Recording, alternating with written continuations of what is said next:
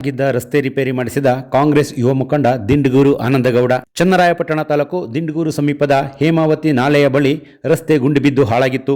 ಈ ಬಗ್ಗೆ ಗ್ರಾಮಸ್ಥರು ಲೋಕೋಪಯೋಗಿ ಇಲಾಖೆ ಹಾಗೂ ಕಾವೇರಿ ನೀರಾವರಿ ನಿಗಮದ ಅಧಿಕಾರಿಗಳ ಗಮನಕ್ಕೆ ತಂದರು. ಸ್ಥಳೀಯ ಜನಪ್ರತಿನಿಧಿಗಳ ಗಮನಕ್ಕೆ ತಂದರೂ ಕೂಡ ಯಾವುದೇ ಪ್ರಯೋಜನ ಆಗಲಿಲ್ಲ.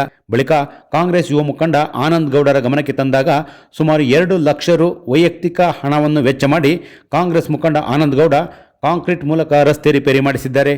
ಈ ಬಗ್ಗೆ ಗ್ರಾಮಸ್ಥರು ತಮ್ಮ ಅಭಿಪ್ರಾಯವನ್ನು ಮಾಧ್ಯಮದ ಮೂಲಕ ಹಂಚಿಕೊಂಡಿದ್ದಾರೆ.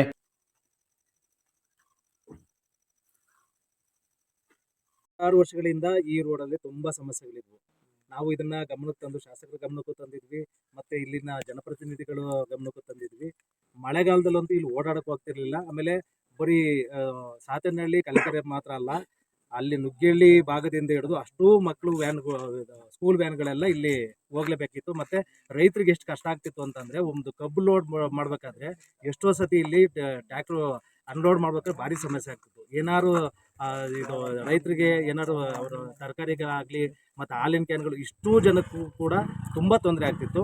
ಈ ಸಂಬಂಧಪಟ್ಟಾಗಿ ನಾವು ಮೊನ್ನೆ ಜನಸ್ಪಂದನ ಕಾರ್ಯಕ್ರಮದಲ್ಲಿ ಮಾನ್ಯ ಉಸ್ತುವಾರಿ ಸಚಿವರಾದ ಕೃಷ್ಣ ಬೈರೇಗೌಡರ ಹತ್ರ ನಾವು ಅರ್ಜಿ ಸಲ್ಲಿಸಿದ್ವಿ.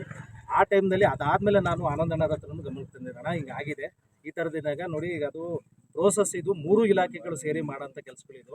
ಇಲ್ಲಿ PW ಇಲಾಖೆ ಬರಬೇಕು, ಮತ್ತು ಲೋಕೋಪಯೋಗಿ ಇಲಾಖೆ, ಮತ್ತು ನಬಾರ್ಡ್, ಇದು ಹೇಮಾವತಿ ನಾಲೆ, ಇಷ್ಟು ಸೇರ್ ಮಾಡಬೇಕು. ಇಷ್ಟು ಮಾಡ್ಕೊಳ್ಳೋದಕ್ಕೆ ಇನ್ನೂ 1 ವರ್ಷ ಟೈಮ್ ತಗೊಳುತ್ತೆ. ಆಗ ಈ ಸದ್ಯದ ಪರಿಸ್ಥಿತಿನಲ್ಲಿ ಈಗ ಏನು ಅನುಕೂಲ ಆಗಬೇಕು ಅಷ್ಟಕ್ಕೆ ನಾವು ಅದನ್ನು ಮಾಡಿಕೊಟ್ಟು ಮುಂದಿನ ದಿನಗಳಲ್ಲಿ ನಾವು ಸರ್ಕಾರಕ್ಕೆ ಎಚ್ಚರಿಸುವಂಥ ನಾವು ಕೆಲಸ ಮಾಡೋಣ. ಇದರಲ್ಲಿ ಜನಪ್ರತಿನಿಧಿಗಳಾಗಿದೆ, ಈಗ ಮಾನ್ಯ ಶಾಸಕರು ಕೂಡ ಇದ್ರ ಮೂಲಕ ಅವರು ಗಮನ ಹರಿಸಿ ಇಷ್ಟು ಇದು ಹಳ್ಳಿಗಳಿಗೆ ಅನುಕೂಲ ಆಗಂತ ಕೆಲಸಗಳಿಗೆ ಇವರು ಒಂದು ಮೊದಲ ಹೆಜ್ಜೆ ಇಟ್ಟಿದ್ದಾರೆ.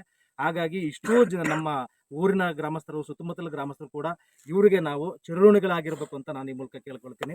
ಬರೀ ಒಂದೇ ಒಂದು ದಿನದಲ್ಲಿ ನಮ್ಮ ಜನಗಳ ಕಷ್ಟ ಅರ್ಥ ಮಾಡ್ಕೊಂಡು ಬಂದು ತಮ್ಮ ಸ್ವಂತ ದುಡ್ಡಿಂದ ಈ ಕೆಲಸ ಮಾಡಿದ್ದಾರೆ. ಇಂಥ ಯುವಕರನ್ನ ನಾವು ಇನ್ಮುಂದೆ ಬೆಳೆಸಿಲ್ಲ ಅಂತಂದರೆ ನಮ್ಮಂಥ ಮೂರ್ಖ ಯಾರು ಇರಲ್ಲ. ದಯವಿಟ್ಟು ಇಂಥವ್ರಿಗೆ ಪ್ರೋತ್ಸಾಹ ಮಾಡಿ ಅಂತ ಹೇಳ್ತಾ ನಮ್ಮ ಬಾರಮೇಲು ಜನತೆ ಪರವಾಗಿ ನನ್ನ ಹೃತ್ಪೂರ್ವಕ ವಂದನೆಗಳು. ಸ್ವಂತ ಊರು. ಸೊ ನನಗೆ ಕುಮಾರ್ ಅವರು ಮತ್ತೆ ಬಾರೆಮೇಲಿಂದ ತುಂಬಾ ಯುವಕರುಗಳು ಬಂದು ಕೇಳ್ಕೊಂಡ್ರು.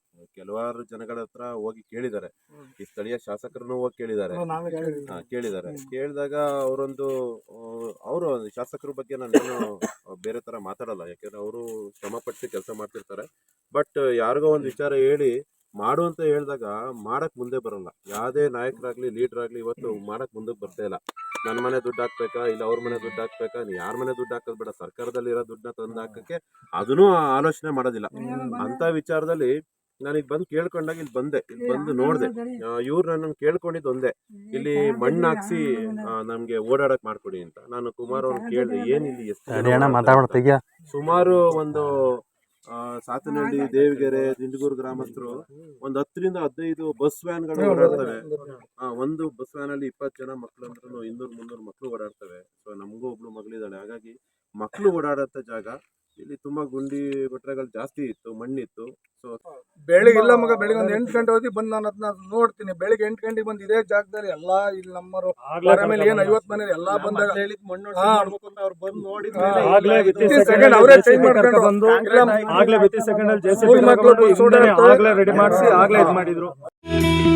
ಟಿವಿ ಕನ್ನಡ ನ್ಯೂಸ್ಗೆ ಲೈಕ್ ಮಾಡಿ, ಶೇರ್ ಮಾಡಿ ಹಾಗೂ ಮತ್ತಷ್ಟು ಸುದ್ದಿಗಳಿಗಾಗಿ ಫಾಲೋ ಮಾಡಿ.